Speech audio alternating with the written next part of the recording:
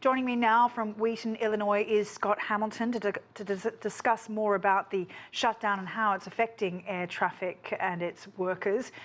He's the Managing Director at the Leeham Company, which provides intelligence and analysis for aviation industries.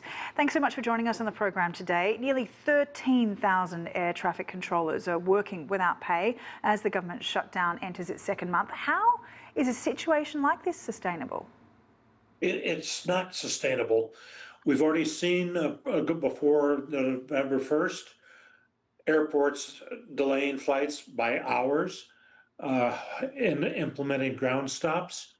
Los Angeles, Orlando, Newark have been some of the most affected airports. Now we're seeing passengers taking hours to get through security. This is not sustainable. And what about air traffic safety? I mean, what measures are being taken to ensure that people can safely fly? Well, part of it has been, take Newark, for example. It normally processes between 40 and 50 airplanes an hour at the airport. That's been cut down by the FAA to 20 airplanes an hour. But, quite frankly, controllers are exhausted. It's not beyond the possibility that there could be a fatal mistake that happens. I mean, they must be under so much stress, given that they're stretched with the lack of staff, working without pay. How are people expected to survive these kinds of conditions, especially those who are single-income households? Is there compensation after the fact? What kind of support are they getting?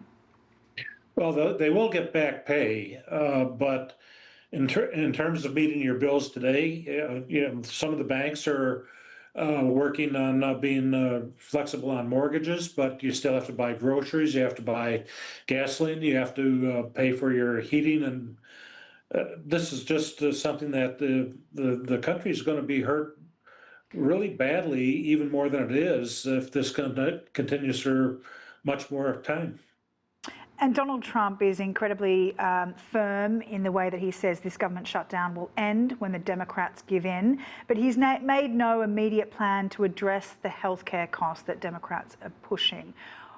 What will it take to get past this, do you think? Well, quite frankly, it'll take his own party to finally get some backbone and stand up to him. Until you have the Republican leadership in both houses and members of Congress of both houses grow a spine, we're not going to see them bow to and go contrary to the president.